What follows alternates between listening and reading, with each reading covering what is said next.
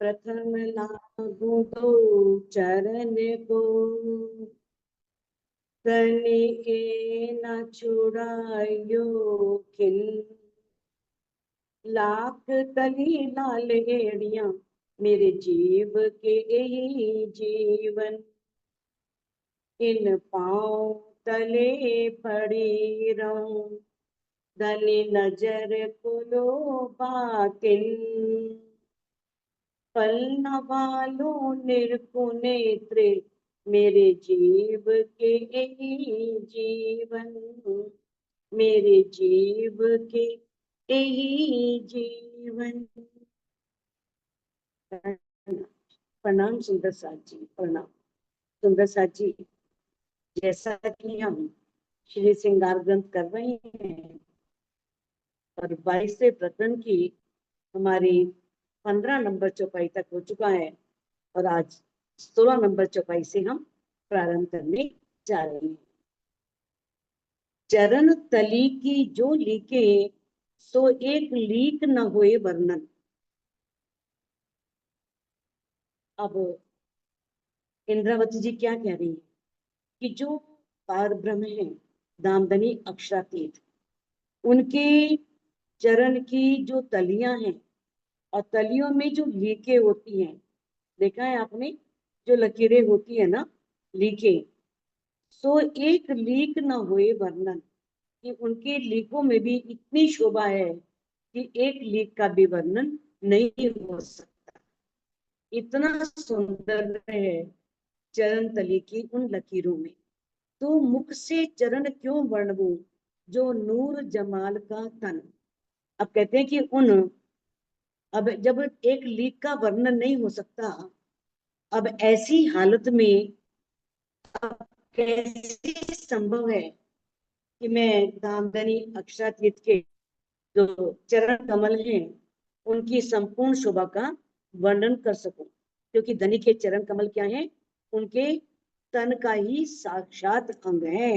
नूर जमाल का तन, जो नूर जमाल का तन है ना, अक्षरातीत का तन, उसके तन का ही एक अंग है, साक्षात स्वरूप है। तो ऐसे उनकी चरण तलिका पूर्ण शोभा का मैं कैसे वर्णन कर सकती हूँ। इन चरणों विद क्यों कहूं, नाजुक निपट नरम। अब कहते हैं कि जो चरणों की विध है, वास्तविकता है, उसका मैं कैसे वर्णन करूं, किन शब्दों में वर्णन करूं। जो नाजुक निपट नरम, क्योंकि वो चरण कमल बहुत ही कोमल है, नरम और नाजुक, सुकुमार, बहुत कोमल है, नरमाई लिए हुए हैं। तो ऐसे उन सुंदर चरण कमलों का मैं कैसे वर्णन करूं। ये वर्णन करते इन जुबा, हाय हाय उड़त न अंग बेशरम। कहते हैं कि अब उन धामधनी के चरण कमलों के सौंदर्य का वर्णन करते हुए जो मेरे ये अंग हैं, कैसे अंग, जिसमें शर्म नहीं है, जो निर्लज हो गए हैं, ऐसे मेरे निर्लज जो शरीर है वो क्यों नहीं छूट रहा। ये शरीर इतना निर्लज हो गया है, इसमें जरा भी लज्जा नहीं रही है, और इतनी सौंदर्य शोभा का वर्णन को पढ़ते हुए भी ये अपने तन को नहीं छोड़ पा रहा। इसका तन वैसे ही बना हुआ है। कहते चरण कहती हूँ मुक्ते, जो निरखती थी निस्दिन। ये इंद्रावती जी के हृदय की पीड़ा है। उनके हृदय की पीड़ा को दामदनी ने हम सब लोगों के सामने व्यक्त किया है कि हम भी तो श्यामा जी के अंग हैं, फिर हमारे अंदर वो पीड़ा क्यों नहीं आती। कहते चरण कहती हूँ मुक्ति, इंद्रावती जी कहती हैं जैसे ही मैं मुख से चरण कमलों की शोभा को याद करती हूँ, जैसे ही मुझे वो समय याद आता है, क्योंकि मैं अपने उस प्राण प्रीतम के परम धाम में उन चरणों को रात दिन देखा करती थी। रात दिन वो चरण कमल हमारी आंखों के सामने होते थे। तो कहते हैं कि अब उन चरणों को मैं वर्णन कर रही हूँ तो सो समय याद न आवे, तो वो समय याद नहीं आता कि ये चरण कमल हर पल हमारी आंखों के सामने थे, हम इस सौंदर्य में डूबे रहते थे। तो वो समय याद करके उस शोभा को कहते हुए, क्यों ना लगे कलेजे अगिन। तो हमारे जो कलेजा है, छाती है, उस छाती में धनी के विरह प्रेम की अग्नि क्यों नहीं जलती, हमारे अंदर विरह की आग क्यों नहीं जलती, कि वो चरण कमल जो हमेशा हमारे साथ थे, जिनको हम हर पल निहारा करते थे, वो चरण कमल, उनके सौंदर्य का आज हम वर्णन सुन रहे हैं, या इंद्रावती जी कह रही है, मैं कर रही हूँ।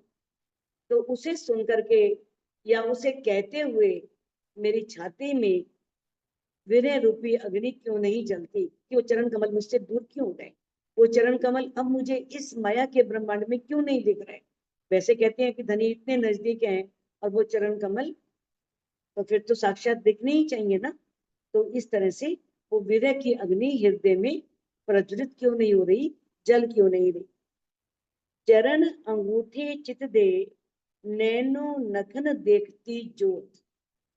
अब इंद्रावती जी कहती हैं कि मैं परमधाम में धामधनी अक्षरातीत के चरण कमलों में जो अंगूठे हैं, बड़ा चित्त से, चित्त दे करके, चित्त को लगा करके, कैसे अपने इन नेत्रों से उनके प्रकाश को देखती थी, कि कैसे नखों से इतनी ज्योति निकल रही है, इतना प्रकाश निकल रहा है। तो उस नखों की ज्योति को, उस प्रकाश को मैं निहारती थी। कहते हैं नजरों निमक न छोड़ती, हाय हाय सो अब लोहू बिना रूत।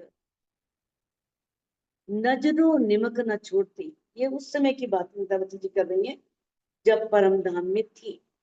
किस तरह से हम सब परम धाम में थे और राजी के चरण कमलों को, उनके अंगूठे को बड़े चित्त से, यानी खो जाते थे उस अंगूठे पे, नख को देख करके, कि इस नख में से कितनी ज्योति निकल रही है, कितना रोशनी निकल रही है, कितना प्रकाश निकल रहा है। तो अब कहती हैं कि एक पल के लिए भी मैं, एक निमक, एक क्षण के लिए भी अपनी नजरों से उस शोभा को उज्जवल नहीं कर, ओझल नहीं करती थी, उस शोभा को दूर नहीं करती थी, उस शोभा में डूबी रहती थी। कहते हाय हाय सो अब लोगों भी ना रोत। तो हाय हाय, पता है ये ध्वनि कितनी आघात पहुंचाने वाली है, कितनी मर्म कारक ध्वनि है। एक माँ के हृदय से भी हाय हाय तब निकलती है जब बच्चा बहुत परेशान कर देता है, जब उसकी बात नहीं मानता, कि हाय हाय मैं समझा के थक गई, अब भी तेरे दिमाग में ये बात नहीं आ रही। किस तरह से दुखी होकर के माँ कहती है। तो अब इंद्रावती जी भी इस शब्दों का प्रयोग कर रही हैं। तो इस शब्दों में छिपी हुई पीड़ा को, दर्द को अनुभव करो, कि कितना दर्द उनके अंदर हो रहा होगा, कितनी पीड़ा हो रही होगी। क्योंकि एक माँ बच्चे को बहुत प्यार करती है, बहुत प्यार करती है, इतना प्यार करती है कि वो बार बार समझाती है कि हे बेटा, शराब मत पी, शराब पीने से तेरे फेफड़े खराब हो जाएंगे, अच्छा नहीं है तेरे स्वास्थ्य के लिए। लेकिन जब बच्चा नहीं मानता, तो माँ गुस्से में कह देती है ना, जा मर दफा। तो दिल से नहीं कहती, वो ऊपर से कहती है। कोई माँ चाहेगी बच्चे के लिए ऐसा? कभी नहीं चाहेगी ना। अगर इंद्रावती जी ने भी इस वाणी में कोई सुंदर साथ को या ब्रह्म सृष्टियों को जो फटकार लगाई है, वो दिल से नहीं लगाई, वो दुखी होकर के लगाई है, कि किस तरह से हाय हाय सो अब लोहू बिना रोत, कि इतने तुम्हारे हृदय कठोर हो गए हैं, इतना जीव कठोर हो गया है कि खून के आंसू भी नहीं आ रहे। खून के आंसू एक मुहावरा है, खून के आंसू नहीं आया करते। खून के आंसू आना, मुहावरे का अर्थ क्या है? बहुत अधिक दुखी होना, बहुत अधिक दुख का अनुभव करना, ये है खून के आंसू रोना। खून के, कभी देखा है कि आंखों से खून के आंसू निकल रहे हैं? ये तो मुहावरा है, खून के आंसू रोना। यानी कि बहुत विरह लेकर के अंतस्करण से जो पीड़ा निकलती है, वो वाला वो वाला रुदन, वो वाला रोना। तो किस प्रकार से कहते हैं कि अब वो खून के आंसू जो है वो किस प्रकार से क्यों नहीं निकल रहे हैं। नैनो अंगुरियां देखती कोमलता हाथ लगाए। इंद्रावती जी कहती हैं कि मैं किस तरह से परम धाम में अपने नेत्रों से दामदनी की उंगलियों को देखती थी और कैसे अपने हाथों से स्पर्श करके उस कोमलता का अनुभव करती थी कि कितनी कोमल उंगलियां हैं, कितने कोमल चरण कमल है।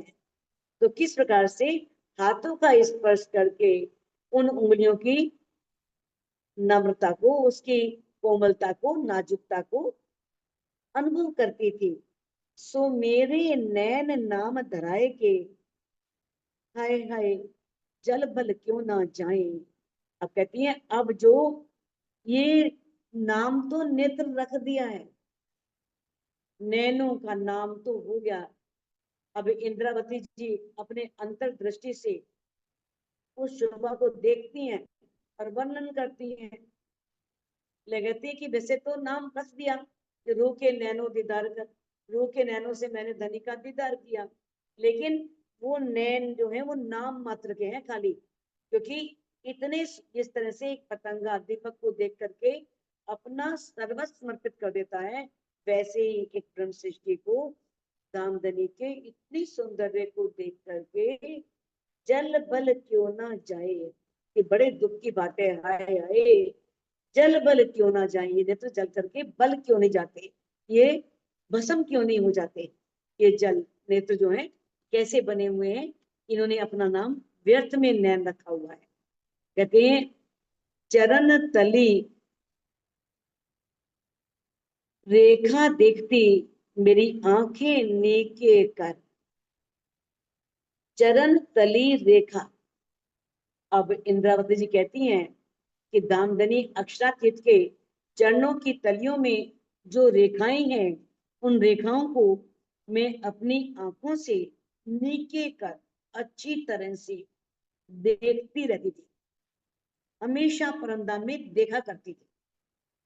एक कटाव किनार पर कांगरी की तलियों के किनारे जो बेल बूटे और कांगरी के चित्र आए हैं, हाय हाय नैना जले न नाम धर। कहते हाय हाय उनका वर्णन करने वाले जो ये वर्णन कर रहे हैं नेत्र, ये नेत्र जल करके राख क्यों नहीं हो गए। तो यहाँ पर मैंने बताया आपको कि नाम धरने का मतलब क्या है। इसमें जो मामती जी हैं उनके धाम हृदय में बड़ी विरह की पीड़ा हो रही है और विरह की पीड़ा में ही ये स्वर फूट रहे हैं, ये स्वर निकल रहे हैं।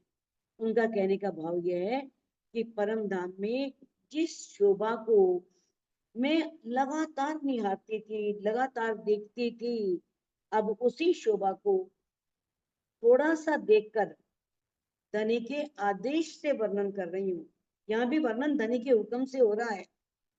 यदि कहती है ये ब्रह्मांड आड़े नहीं होता, ये माया का पर्दा रास्ते में नहीं आया होता, तो मैं पहले की तरह दिन रात शोभा में डूबी रहती। भाव आप समझ गए होंगे, क्योंकि ये माया का ब्रह्मांड है। इस माया के ब्रह्मांड में हम 24 घंटे तो चितवनी में नहीं डूब सकते ना, क्योंकि माया का पर्दा आड़े है, ये माया का ब्रह्मांड है। चितवनी लगाई, चितवनी से हम लोग उठते भी हैं, उठ करके फिर उस माया को देखते हैं, फिर वो परिवार, वो आस पड़ोस के लोग, सभी सगे संबंधी मिलते हैं, बातें करते हैं उनसे, लेकिन वो निरंतरता तो नहीं बनी रहती ना। क्योंकि अगर मैं परमधाम में होती, इंद्रावती कहती इस माया के ब्रह्मांड में ना आई होती, ये माया का पर्दा आड़े नहीं आया होता, तो मैं रात दिन उसी शोभा में डूबी रहती, जैसा कि हम परमधाम में पहले सभी ब्रह्मात्माएं दामधनी के सौंदर्य में डूबी रहती थी, रात दिन इश्क में सराबोर रहती थी। रंग लाल कहूं के उज्जल, के देख खूबियां होत खुशाल। अब कहती है कि हे मेरे प्राण प्रीतम, मेरे प्राण वल्लभ, आपके जो चरण कमल हैं उनके रंग को मैं लाल कहूं या उज्जवल कहूं। उज्जवल माने बिल्कुल साफ, एकदम गौर वर्ण के, उज्जवल वर्ण के देख खूबियां होत खुशाल। खूबियां, उनकी विशेषताओं को देख देख करके ये मैं आनंदित हुआ करूं। खुशहाल मैंने आनंदित होना, खुशी अनुभव करना। तो देखन वाले नाम धराए के, हाय हाय और जले न माहे क्यों झाल। अब इस माया के ब्रह्मांड में जिन नेत्रों से मैं उस शोभा का वर्णन कर रही हूँ, हाय हाय, मेरे जो नेत्र हैं वो झाल कहते हैं लपटे। हाय हाय ओ जले न माहे क्यों झाल। झाल मैंने अग्नि की लपटों के, माहे मैंने अंदर, जल बल क्यों नहीं गए, जलकर राख क्यों नहीं हो गए। कहने का भाव यह है कि नेत्र इतने कठोर क्यों हो गए हैं। इन दोनों, इन चौपाइयों में बड़ी कठोर शब्दों का प्रयोग किया है इंद्रावती जी ने। इसका कारण क्या है? क्योंकि उनके अंदर बहुत विरह उमड़ रहा है, विरह आ रहा है, और विरह में अक्सर ऐसी भाषा मुख से निकल ही जाती है। क्योंकि इस जागनी ब्रह्मांड में कहते हैं कि जैसे ये संभव नहीं है कि हम परम धाम की तरह लगातार हम देखें, और इंद्रावती चाहती है मैं लगातार देखूं, लगातार उस सौंदर्य में डूबी रहूं। तो इस ब्रह्मांड में तो ये संभव नहीं है। तो वो उनका विरह है, क्योंकि वो गुस्सा आ रही है एकदम कि मैं क्यों नहीं उस शोभा में डूब पा रही, क्यों नहीं मैं उसमें निरंतर लगी रहती, मैं क्यों फिर माया के ब्रह्मांड को देखती हूँ। तो एक उनकी विरह की जो ये है, ये विरह के कारण ऐसे शब्द जो हैं वो उनके मुख से निकले।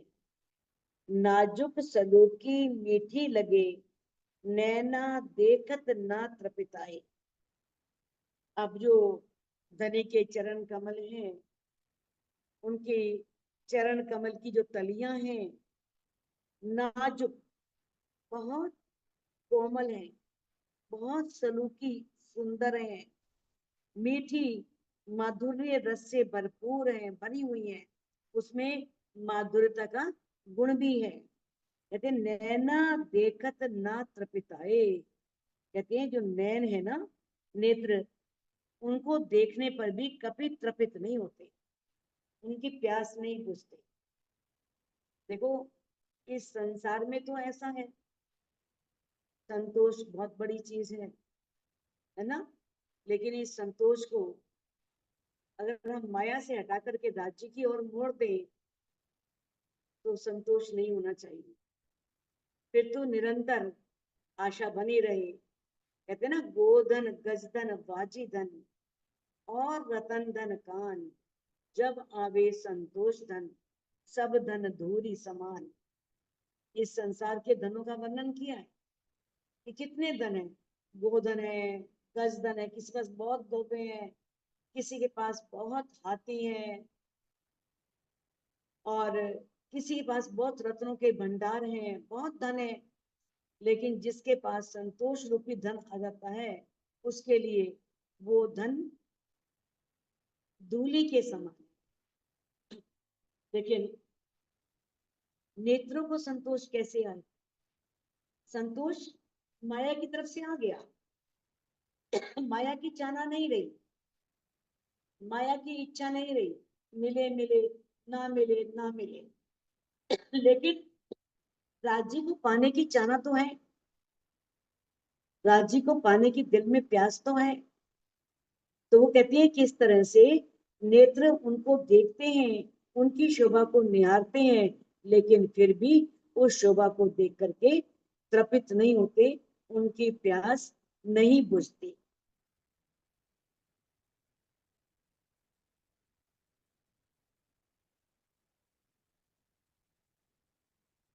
हाय हाय ए अनुभव दिल क्यों भूले, ए हुक्मे भी क्यों पकड़ाए। आप कहती हैं हाय हाय, बड़े दुख की बात है। ए अनुभव, परम धाम में चरणों की तलियों की नाजुकता, उनका सौंदर्य, उनके अंदर माधुर्यता, ये जो अनुभव था, मेरा दिल कैसे भूल सकता है उनके उस सौंदर्य को। ए हुक्मे भी क्यों पकड़ाए, और धनी के हुक्म ने भी हमें ये माया का खेल क्यों दे दिया, हमें इस माया के ब्रह्मांड में क्यों भेज दिया, अर्थात हमें यहाँ पर क्यों भेजा इस माया के ब्रह्मांड में, और वो अनुभव हमारे दिल से कैसे छूट गया। हम धनी के चरणों के, उनके अंगों के सौंदर्य को कैसे भूल सकते हैं। तो बताया है, जब हम इस खेल में आए तो पर आत्म के जो नेत्र हैं, उन नेत्रों से धामधनी की शोभा को नहीं देख पा रहे, है ना, क्योंकि पराक्रम राज्य के सामने है, सामने राज्य है, लेकिन वो देख नहीं पा रही, क्योंकि सोता यहाँ आई हुई है, वो माया के ब्रह्मांड को देख रही है। यदि धाम के हुक्म से अगर हम माया के इस खेल में नहीं आते, तो फिर वो ही आनंद लेते, उनके सौंदर्य को निहारते, उनकी शोभा को देखते, और उसी आनंद में डूबे रहते। नाम जो लेते विरह को, मेरी रसना गई न टूट। अब कहती हैं इंद्रावती जी, नाम जो लेते विरह, मेरी रसना, वो कह रही है अपनी रसना से, जिह्वा से, कि मेरी जो ये जिह्वा है ना, ये बार बार विरह शब्द का प्रयोग कर रही है, चौपाइयों में बार बार विरह आ रहा है, क्योंकि वर्णन ही विरह का है। तो कहती है कि विरह शब्द का बार बार मैं प्रयोग कर रही हूँ, तो उसके प्रयोग करने से कहती है, सो रसना गई न टूट, मेरी जीवा के टुकड़े टुकड़े क्यों नहीं हो गए, उसके मुख से ये विरह शब्द निकला कैसे। कहते, सो विरहा नैनो देख के, और इन नेत्रों से भी, मेरी ये आंखें भी, ये जो आज हम देख रहे हैं इस जागने के ब्रह्मांड में, ये विरह की लीला ही तो है, जिसको हम प्रत्यक्ष देख रहे हैं। क्योंकि आज धामधनी से हमारा किस तरह से जुदाई हो गई है, अलगाव हो गया है, हम धामधनी से अलग हैं। तो कहती हैं कि किस तरह से मेरी जो आंखें हैं, वो विरह की लीला को सामने प्रत्यक्ष देख रही हैं। हाय हाय, कहते, नैना ना गैया ना आंखा फूट। तो इस ये दिन, इतना धनी से विरह, इतनी धनी से जुदाई, इतना समय धनी से अलग रहना, ये सब लीला देखने से पहले ही मेरी ये आंखें फूट क्यों नहीं जाती, ये आंखें नष्ट क्यों नहीं हो जाती। तो इसमें कानों के लिए, आंखों के लिए, जिह्वा के लिए ऐसी बातें कही गई हैं, उनको दंड दिया गया है। ये क्या है, ये आत्मा की रसना आंखें और कानों आदि इंद्रियों के लिए है, ना कि पर आत्म के आंख कान इंद्रियों के लिए, मां के लिए नहीं है।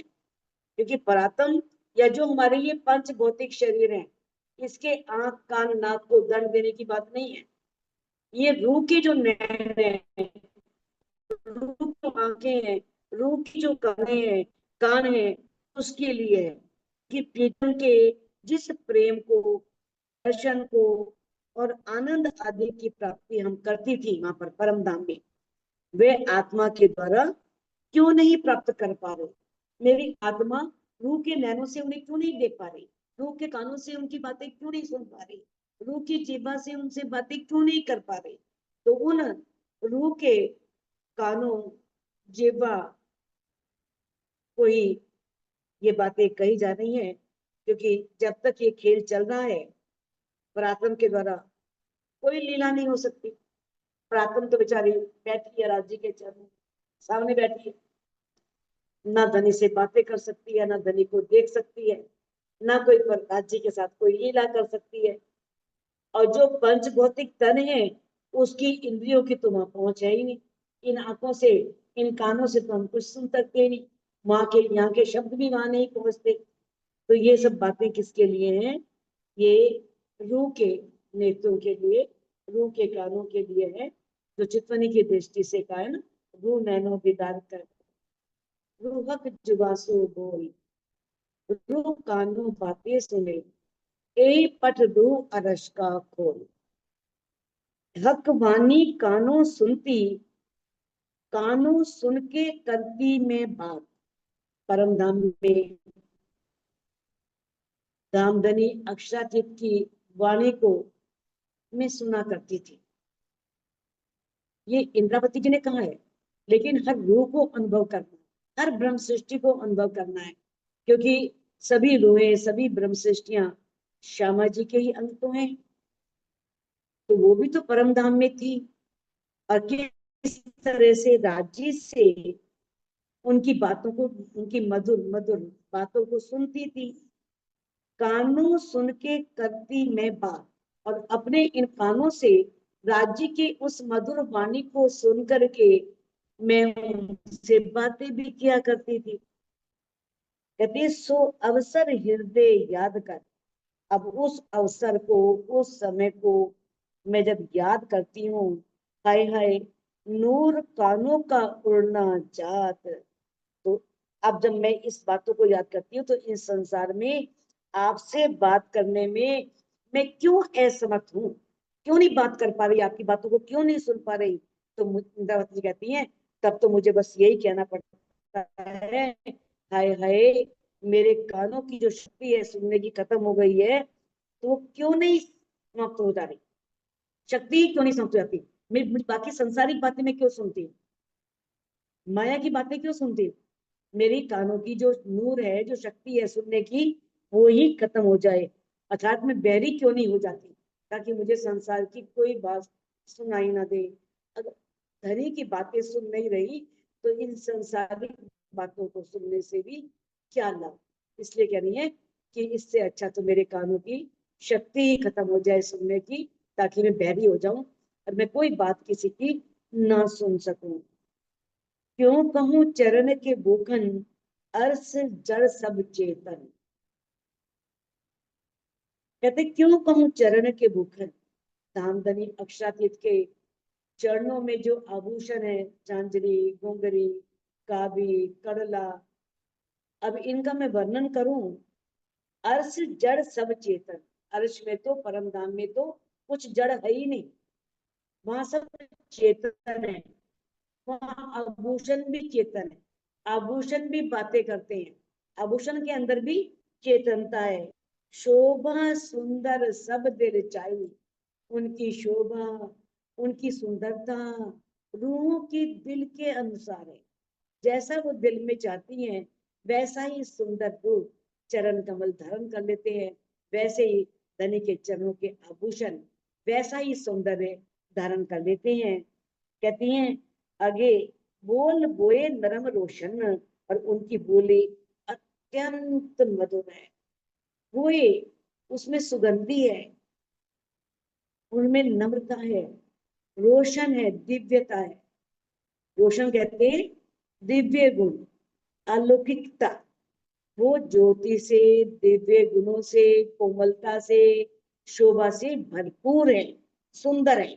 वहां की सब चीजें, चाहे आभूषण है, चाहे वस्त्र है, चाहे धनी के चरणों के अंग है, या उनके नख है, या नाखूनों से निकलने वाली ज्योति है।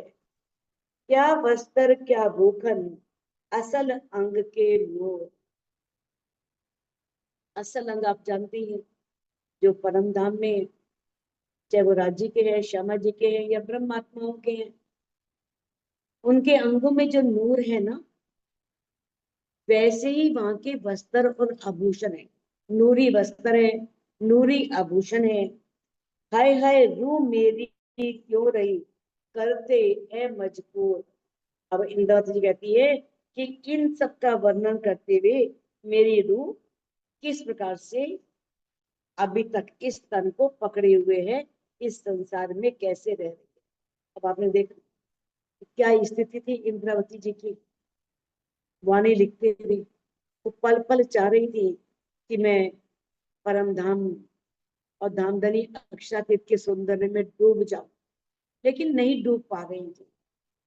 क्योंकि उनके ऊपर जिम्मेवारी थी, उत्तरदायित्व था। राज्य ने ये बहुत बड़ी जिम्मेवारी दी थी कि सारी वाणी उनके तन से अवतरित होनी थी। तो इस कारण से अपने उस उत्तरदायित्व को पूरा करने के कारण वो उस शोभा में नहीं डूब पा रही थी। रंग रेशम हेम जवेर, न तेज ज्योत शब्द लगत। अब इस संसार में जो रंग है, इस संसार में भी बहुत रंग है। रेशम भी है जो बहुत मुलायम है। देखा रेशमी कपड़े कितने मुलायम है, कितने मुलायम होते हैं। हेम है, हेम शुद्ध सोना, ज्वारात भी है, सब है इस संसार में। स्वर्ण के आभूषण भी हैं और उसमें जवेर जड़े हुए हैं। तो यहाँ के जो शब्द हैं, चाहे वो तेज है, ज्योति है, सब शब्दों से परम धाम की शोभा का वर्णन नहीं हो सकता। कहने का भाव क्या है कि यहाँ का रेशम इतना मुलायम है ही नहीं जितनी वहां पर नाजुकता है, जितनी वहां पर नम्रता है। वहां का सोना जो है, जो हेम कह दिया जिसे, जिसे 16.5 बार अग्नि में तपाया गया, लेकिन वो भी शोभा उस शोभा के सामने है। यहाँ तेज शब्द कहो तो वहां के तेज के सामने यहाँ का तेज कुछ नहीं है। तो इस प्रकार से जितने भी ये शब्द हैं, इंद्रावती जी कहती हैं, ये सब शब्द परम धाम की शोभा का वर्णन करने में असमर्थ हैं। ए ही अचरज अरवाहें अर्श की, ए सुनते क्यों ना उड़त। अब इंद्रावती जी कहती हैं कि ये बड़ा आश्चर्य है, इसमें बड़ी हैरानी है कि परम धाम की रूहें किस प्रकार से ये सब वर्णन सुन रही हैं और सुन करके इस झूठे संसार को क्यों नहीं छोड़ रही। ये झूठा संसार उनसे क्यों नहीं छोड़ रहा, इस संसार में अब तक क्या ले रही हैं, क्यों लगी हुई हैं। जब ये सब जान लिया तो जानने के बाद तो इस संसार से मोह छूट ही जाना चाहिए। यही भात इजार की, भात बुखन की सब। अब इंद्रावती जी कहती है चलो किसी चीज का वर्णन करूं। अभी तो उन्होंने जैसे कहा कि माँ के आभूषण या चरणों की तलियों का वर्णन, तो कहती चाहे मैं इजार का वर्णन ही क्यों ना करूं, वो भी ऐसी है।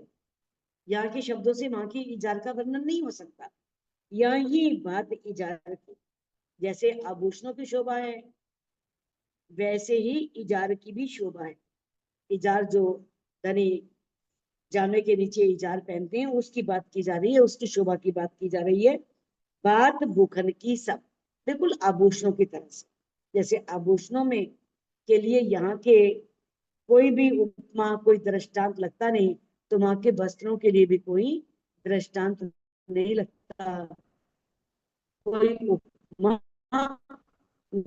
रूप करे कई दिल चाहे, जैसा रूप चाहे जब। रूप करे कई दिल चाहे, जैसा ही परम धाम की जो परमात्माएं हैं अपने दिल में जैसी चाहना करती हैं, जैसी इच्छा करती हैं, उसके अनुसार ही इजार के अनेक रूप हो जाते हैं। बताओ क्या वर्णन किया जाए। हरे रंग की इजार है या नारंगी रंग की इजार है, जैसे दिल में चाहती है वैसे ही इजार का रंग हो जाता है। धनी ने बहुत स्पष्ट कर दिया है, आप अपनी चितवनी में डूबो, ये करने की जरूरत नहीं है। श्वेत रंग का जामा, हरे रंग की इजार, वो तो ठीक है, मूल मिलन में बैठे थे उस समय, वो वर्णन कर दिया गया। अब आपकी आंखें चितवनी की दृष्टि में जो देखती हैं, उस रंग की इजार देखो, उस रंग का जामा देखो, ठीक है ना। तो कहते हैं कि कैसे, कहते हैं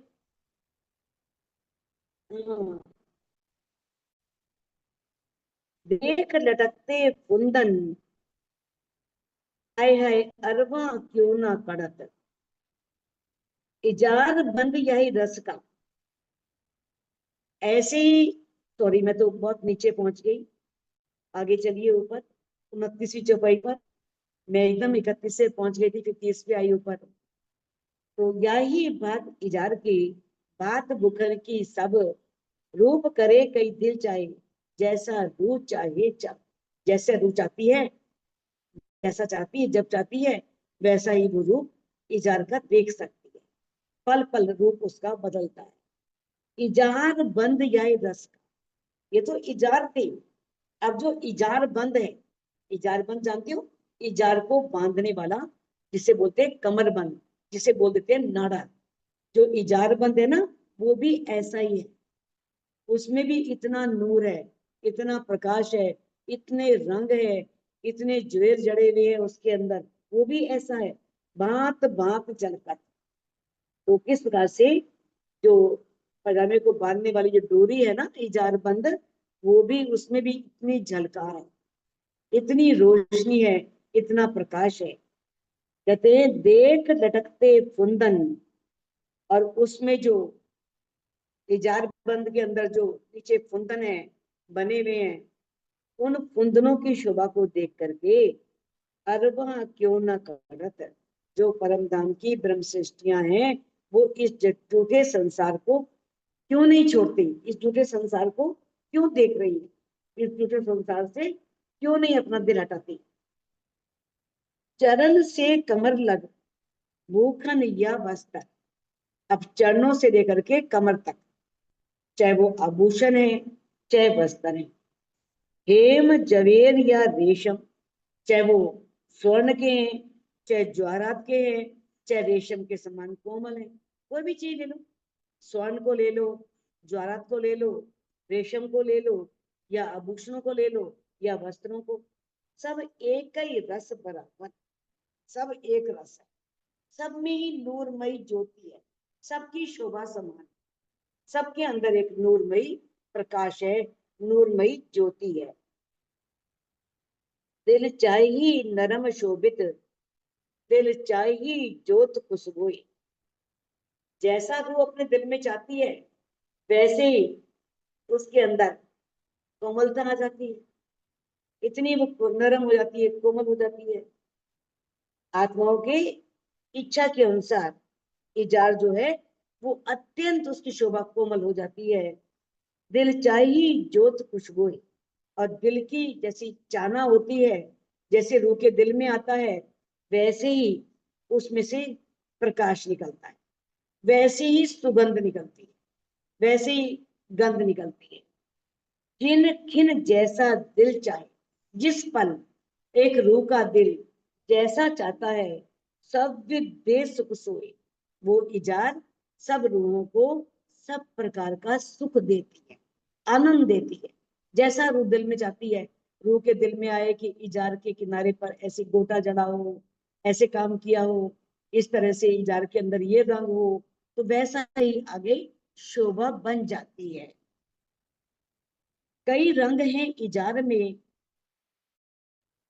जाने में छई। अब इजार में कई रंग, इजार चाहे हरे रंग की है, चाहे नारंगी रंग की है, पीले रंग की है, लेकिन कई रंग है उसके अंदर। उठत जामे में जम, अब इजार के ऊपर जामा है, और जामा पता है कितना लंबा है, घुटने से भी बहुत नीचे है, बहुत सारी इजार दिखाई देती है, जानते हो ना, इजार चूड़ीदार पायजामा, है ना। तो इस प्रकार से जो इजार है, उसमें से जामे में से इजार के रंगों की झलकार निकलती है, वो झलकार, वो रोशनी, वो प्रकाश दिखाई देता है। अरबा क्यों सकत हुई, दिल देख उड़त क्यों नहीं, तो है वो, तुम्हारा जीव इतना कठोर क्यों हो गया है, हृदय इतना कठोर क्यों हो गया है, दिल देख उड़त क्यों नहीं, इस सौंदर्य को देख करके इस संसार से नाता क्यों नहीं टूटता, इस संसार से संबंध क्यों नहीं तोड़ लेते। आसमान जी के बीच में भरी जोत उठे कई रंग, अब आसमान और जमीन, इंद्रवत जी कह रही है कि जमीन से लेकर के आसमान तक, उसके बीच में क्या होता है, भरी जोत उठे कई रंग, कई तरह के प्रकाश, कई रंगों की किरणें, कई रंगों की जो ज्योति है, वो उसमें से उठ रही है, दिख रही है। कहते हैं इस ज्योति में अनेक रंगों की किरणें हैं, अनेक रंगों की किरणें उठती है, गटबड़ काऊ है नहीं, ये नहीं कि किसी कोई कम है कोई ज्यादा है, सब किरणों में शोभा बराबर है। कहते करे दिल चाही कई जंग, लेकिन जैसी दिल की इच्छा होती है, इच्छा के अनुसार ये अनेक प्रकार से आपस में टकराती हैं, जंग करती हैं, आपस में युद्ध करती हुई प्रतीत होती हैं। कि मानो ये कह रही हूँ कि मेरी शोभा तुमसे अधिक सुंदर है। वही जैसे इश्क रब्द है ना, मेरा इश्क बड़ा है, मेरा इश्क बड़ा है, सबका इश्क बराबर था, है ना। तो वैसे ही कोई भी कमी पड़ नहीं है, सब वाहिदत है, एक दिल ही है। लेकिन ऐसा प्रतीत होता है कि मानो आपस में वो युद्ध कर रही हो, किस लिए। लेकिन वहां पर हार जीत तो किसी की हो ही नहीं सकती, क्योंकि वहां पर जो लीला है वो सब लीला अद्वैत की लीला है, वो पारब्रह्म की लीला है, जहाँ वाहिदत है, जहाँ एक दिली है। ए सब विद दिल देखत करे जुबा अकल वर्णन। अब इस सारी विद शोभा को, सौंदर्य को, इस सारे सौंदर्य को आत्मा का हृदय देख रहा है, आत्मा का दिल देख रहा है। करे जुबा अकल वर्णन, और मेरी जुबा अपनी बुद्धि से उसका वर्णन कर रही है, धनी के आदेश से, धनी के हुक्म से, उनकी मेर तले इसका वर्णन कर पा रही है। तो भी अरबा ना उड़े, इस पर भी यदि मेरी आत्मा इस संसार को नहीं छोड़ती, कोई सकत अंतस्करण, तो इसका मतलब यह है कि मेरा हृदय बहुत कठोर हो गया है, मेरा अंतस्करण बड़ा ही कहीं ना कहीं बड़ा कठिन हो गया, बहुत कठोर हो गया है, बहुत सख्त हो गया है। दिल सकत बिना इन स्वरूप की, इत लज्जत लई न जाए। अब अक्षरातीत जो धामधनी है, पारब्रह्म, उनका जो स्वरूप है, अगर उसका रस लेना है, उसे अनुभव करना है, तो इस संसार में जब तक हमारा दिल कठोर ना हो तब तक संभव नहीं है। कठोर दिल के बिना संभव नहीं है, क्योंकि दिल कोमल होगा तो तुरंत टूट जाएगा, खत्म हो जाएगा, रहेगा नहीं, फिर शोभा कहां से ली जाएगी, है ना। तो कहते हैं कि दिल के कठोर हुए बिना संभव ही नहीं है। ए हुक्म करत सब हिकमते, ये सब राज्य के हुक्म की कारीगरी है, बस कुशलता है उनके हुक्म में। कैसे चरणों में बैठा करके ब्रह्मांड दिखा भी दिया, भेजा भी नहीं, और किस तरह से रूहें धनी के दीदार को तड़प रही हैं, लेकिन दीदार नहीं दे रहे, क्योंकि वो क्या करते हैं, किस लिए, ताकि उनकी सब इच्छाएं पूरी हो जाएं, सब चाहनाएं पूरी हो जाएं, दोबारा ये ब्रह्मांड ना बनाना पड़े। और किस तरह से कहते हैं कि वो ये सब जो बातें हो रही हैं, सब लीला जो हो रही है, ये दामदनी का हुक्म ही करा रहा है, उनके हुक्म की कारीगरी, उनके हुक्म की कला से ये सब हो रहा है। हक इत ए सुख दिया चाहे, राजी हमें इस माया के ब्रह्मांड में, वही है ना, नींद उड़े रहे न सपना, सपने में देखना हक, मेर इलम जोश हुक्म, हक देखिए बेशक। चौपाई आती है ना, ने आएगी, शायद अभी आई नहीं है। नींद उड़े रहे ना सपना, ये श्रृंगार की चौपाई है। नींद उड़े रहे ना सपना, देखो जब नींद होती है सपना देखते हैं, जब नींद खुलती है सपना टूट जाता है। अगर मान लो एक रूह की जो अज्ञानता की नींद है वो टूट गई, तो ये माया का ब्रह्मांड नहीं रहना चाहिए। और राज्य क्या चाह रहे हैं, इस माया के ब्रह्मांड में सपने में ही राज्य खुद को दिखाना चाह रहे हैं। तो इंद्रावती जी कहती हैं, अगर राज्य की मेहर हो, इलम हो, जोश हो, उनका हुक्म हो, तो राज्य को सब में देख सकती है। हक देखिए बेशक। तो कहते हैं कि किस प्रकार से बताया है कि अगर आत्माओं का हृदय कठोर ना हो तो प्रीतम का दीदार होगा, तो दीदार होने के पश्चात एक पल भी संसार में रहना नहीं चाहेंगे। कौन चाहेंगे, राज्य दिख जाए, इतना सुंदर है दिख जाए, फिर इस संसार में एक रूह देना रहना चाहेगी भला, कभी नहीं रहना चाहेगी। तो ऐसे तो फिर जागने का कार्य बंद हो जाएगा, जागनी भी तो करनी है ना। बाकी जो सोई है अभी, जो माया में लिप्त हैं, उनको भी जगाना है। तो ये जागने की लीला कैसे चलेगी? तो ये जागने की लीला उस समय समाप्त हो जाएगी। तो इसलिए कहा है दामदनी का आदेश ही है, जो आत्माओं के हृदय में कुछ कठोरता आ गई है, वो अगर ये कठोरता दूर हो जाए और धनी की शोभा दिख जाए, तो धनी कोई रूप भी इस संसार में फिर रहना नहीं चाहेगी, इस संसार को छोड़ना ही चाहेगी। तो इस प्रकार से बताया है, विरह प्रेम चितवनी में प्रीतम का दर्शन तो वो करती है, लेकिन संसार में रहकर, इस संसार में वो प्रीतम का दर्शन करती है, लेकिन राज्य वैसे दीदार क्यों नहीं देते? इसीलिए नहीं देते ताकि रूह का तन अभी रखना है, उस रूह को अभी इस ब्रह्मांड में और कार्य करना है। ए रूह की नैनो देखिए नाजुक कमर निपट।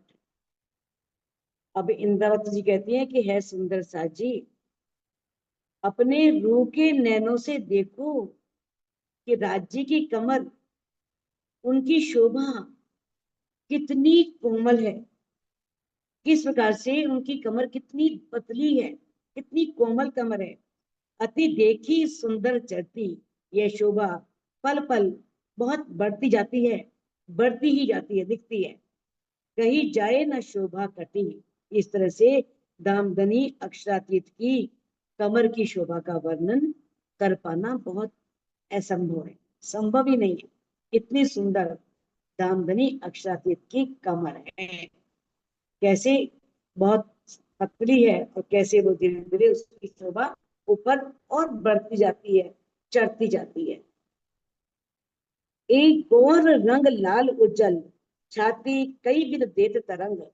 अब जो छाती है दामदनी की, वक्षस्थल बहुत गौर वर्ण का है, एकदम गौर वर्ण का, और लालिमा लिए हुए उज्ज्वलता है उसके अंदर। छाती कई विध देत तरंग, और अनेक प्रकार की उस वक्षस्थल से तरंगे निकलती, अनेक उठती हैं। ना ही नमूना ज्योत जबीर, अगर उनके वक्षस्थल की उपमा देनी हो ना, उसमें से निकलने वाली ज्योति की उपमा देनी हो, तो कोई भी जौहरात नहीं है जिससे उनकी उपमा दी जा सके। दो जो दीजे अरस के नंग, यानी कि परम धाम के ज्वारात के नगों की जो ज्योति है, उससे भी उपमा नहीं दी जा सकती। और बात तो दूर रही, यहाँ के नगों की तो बात दूर रही। इंद्रावती जी कहती हैं परम, जबकि परमधाम में वाहिदत है, एक दिल ही है, वहां के नग भी इतने सुंदर होंगे जितने धामधनी अक्षरातीत सुंदर है, लेकिन बात किसकी हो रही है? पार ब्रह्म की, अक्षरातीत की, उनकी शोभा की। तो उनकी शोभा के सामने जो परम धाम के नग हैं, उनकी उपमा भी फीकी है। इंद्रावती कहते हैं इतनी सुंदर धामधनी अक्षरातीत की छाती है।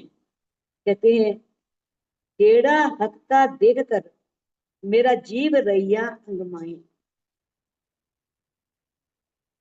कहते हेड़ा हक्का देखकर, इंद्रावती कहती है कि दामदनी अक्षरातीत के इस वक्षस्थल को देख करके मेरा जीव अभी भी इस, यानी कि अंग की शोभा में डूब गया है।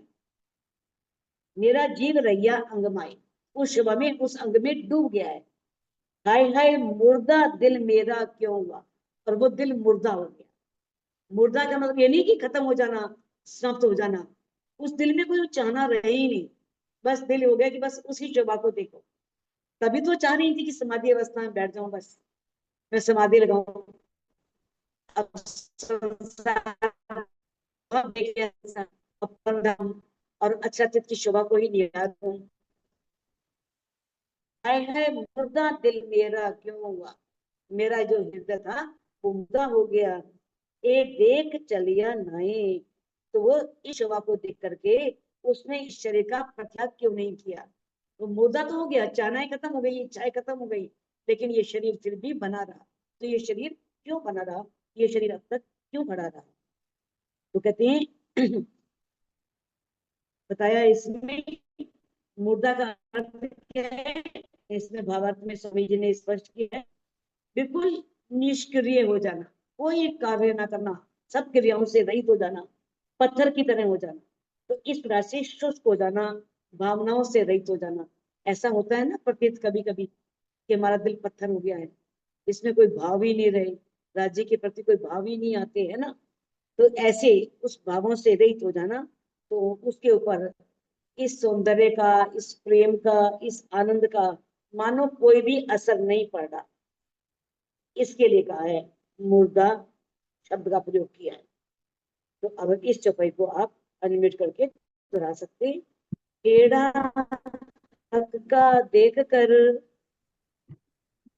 टेढ़ा हक का देख कर, टेढ़ा मेरा जीव, हक का देख कर, मेरा जीव रैया अंग माहे, मेरा जीव रहा अंग माहे। हाय हाय मुर्दा दिल मेरा क्यों हुआ, हाय हाय हाय मुर्दा दिल क्यों हुआ ए देख चलिया नाहे, ए देख चलिया नाहे। बोलो श्री रामनाथ प्यारे की जय। बोलो सतगुरु